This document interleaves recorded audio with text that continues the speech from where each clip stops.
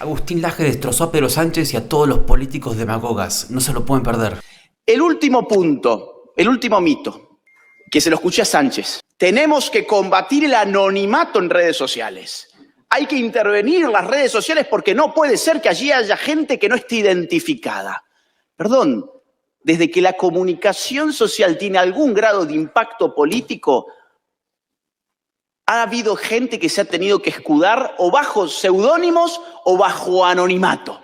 Este no es un fenómeno de redes sociales, este es un fenómeno de los medios de comunicación toda vez que han tratado de tener un impacto político en el sentido opuesto a la voluntad del poder.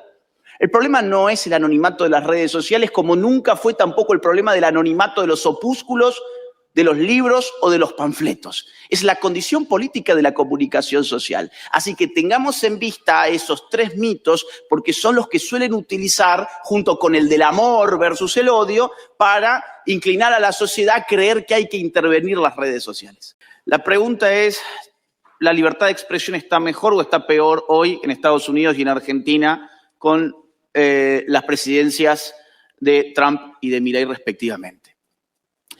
Primer eje de análisis, la censura tradicional. Hablemos de la censura tradicional. ¿Qué es la libertad de expresión? Yo diría, hay libertad de expresión allí donde la razón y la voluntad del individuo informan su decir y este decir puede circular sin coerciones externas. Es decir, para violentar la libertad de expresión hace falta constreñir la voluntad y la razón de un individuo a través de una coerción externa. Y en ese sentido hay dos maneras tradicionales de coartar la libertad de expresión. Por un lado, prohibir decir algo y por el otro lado, obligar a decir algo. Son las dos maneras. No digas esto o al revés, forzosamente debes decir esto otro. Empecemos por lo primero. No podés decir esto. Bueno, en realidad, ni Milei ni Trump han desencadenado ningún tipo de persecución contra ningún periodista y contra ningún medio de comunicación, con lo cual ya eso es una ventaja si lo comparamos con los gobiernos anteriores, tanto de Estados Unidos como de Argentina. Pensemos, por ejemplo, incluso en la era Obama, periodistas de Fox como James Rosen, perseguidos por los aparatos de inteligencia de los Estados Unidos. Ni hablar en la época Biden, perseguido el pueblo norteamericano en la época de la pandemia, donde incluso los jerarcas, los dueños de las redes sociales han salido a soltarle la mano en los últimos días de gobierno a Biden y declarar públicamente que el gobierno norteamericano les obligaba a censurar. Es decir, ya tenemos ciertamente un avance en tanto y en cuanto ni Trump ni Milei han avanzado contra la libertad de expresión de medios periodísticos. En el caso de Milei podemos compararlo con el kirchnerismo. El kirchnerismo usaba dos aparatos, el aparato fiscal del Estado para coercionar a determinados periodistas, para perseguirlos fiscalmente y destruirlos económicamente, y por el otro lado utilizaba también a los servicios de inteligencia. ¿Para qué? Para carpetear, como decimos en Argentina. La otra tiene que ver con obligar a decir algo. En Argentina nosotros tuvimos durante muchos años una institución que funcionaba como la policía del pensamiento orwelliana. Se llamaba INADI, un instituto contra la discriminación y la xenofobia, que te obligaba a repetir una serie de mantras ideológicos como, por ejemplo, que las mujeres con pene existen. Quien les está hablando, de hecho, fue perseguido por esa institución. Básicamente, un día me llegó a mi casa una acusación de esta institución del Estado argentino porque yo había puesto en un tuit que las mujeres con pene no existían, que eran, en todo caso, hombres disfrazados o eunucos con peluca. Y esto era terriblemente ofensivo para los eunucos con peluca. Entonces, ¿a qué me sometía el Estado argentino? Me sometía a cursos de reeducación en género. Yo debía tomar cursos alrededor de 6 meses para aprender a decir mujer trans, niño trans y todo este tipo de jerga. Yo dije, bueno, voy a ir, pero voy a ir con una GoPro y voy a filmar en vivo todo este desquicio Y ya no me invitaron más, ya quedé excluido de la fiesta porque nadie quería que se supiera bien qué pasaba. Lo que hizo Milei fue pasar la motosierra. Y pasó la motosierra también y cayó la policía del pensamiento. Es decir, otro avance en términos de libertad de expresión. En segundo lugar, el segundo eje de análisis tiene que ver con la vulneración indirecta de la libertad de expresión a través del financiamiento público de medios y de periodistas. ¿Por qué esto vulneraría la libertad de expresión? Y en cierta manera porque habíamos definido libertad de expresión allí donde la voluntad y la razón del individuo informan el decir. Cuando el dinero del Estado aparece ya no es la razón ni la voluntad del individuo, sino que es el dueño de la caja del tesoro público, el que determina qué es lo que se publica y qué no se publica.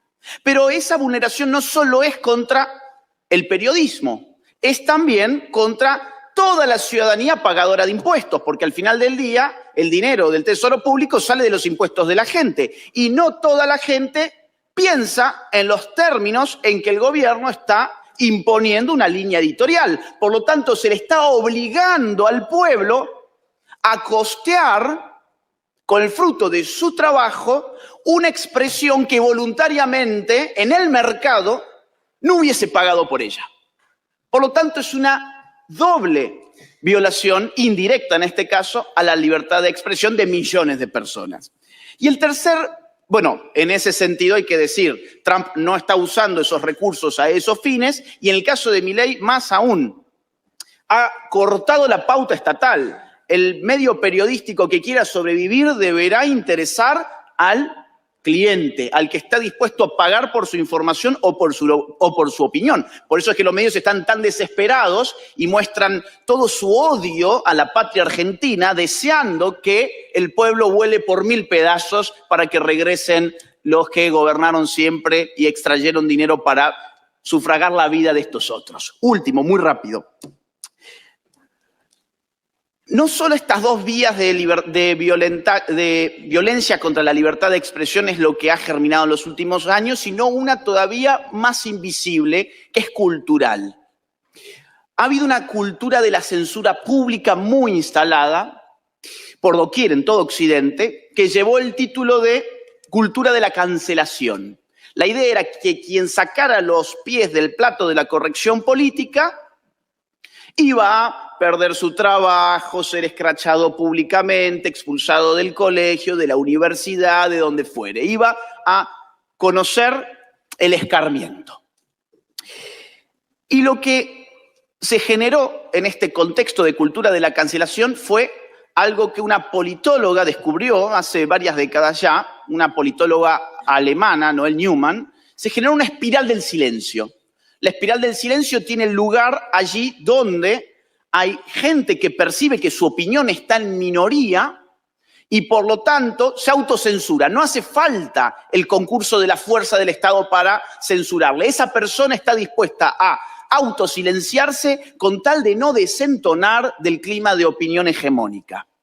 Esto fue precisamente lo que rompió Milei en Argentina y lo que rompió Donald Trump en Estados Unidos.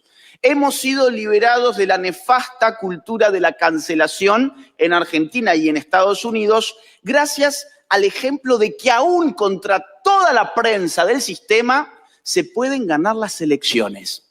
Que aún diciendo lo que uno piensa en redes sociales, uno puede no solo sobrevivir socialmente, sino vencer políticamente. Y en ese sentido, los estadounidenses están en deuda con Trump y los argentinos estamos en deuda con Milei. Gracias. Qué nivel, por Dios. Tienen toda la razón del mundo. Políticos demagogas haciendo lo que se tienen que andar regulando las redes sociales. ¿Qué somos ahora? ¿Qué España? ¿Venezuela ahora? Con Maduro ahí que quiere bloquear. Bueno, y Brasil, que Lula bloqueó Twitter, si no me equivoco. O sea, claro, todo es un mecanismo para censurarte. El discurso del odio. Y el anonimato en Internet justamente es la idea del Internet y de que no te persigan. Claro, esto es 1984, literalmente. Y yo creo que Pedro en realidad es tipo un actor. No sé, todos los del Foro de Sao Paulo. tienen ciertos actores en la política. Porque es la única explicación. Hay ciertos actores que realmente tienen intenciones malignas, los Cuca, por ejemplo, y después tenés a los políticos, bueno, lo acaba de mencionar Laje, ¿no? ¿Cómo puede ser que haya comunismo en España? Socialismo. ¿Cómo puede ser que Lula da Silva le prohíba a todos los brasileros utilizar la red social más utilizada del mundo, Twitter, con el verso de protegerte, del discurso del odio, de la discriminación, toda zaraza, toda demagogia?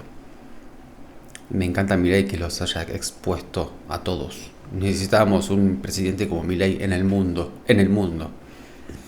Es el referente principal. Qué loco, ¿no? Ni Trump se atrevió a hacer lo que está haciendo Milei. Y ahora, bueno, está siguiendo los pasos. Qué loco, ¿no? Trump y Musk siguiendo los pasos de Milei. Díganme si no somos afortunados.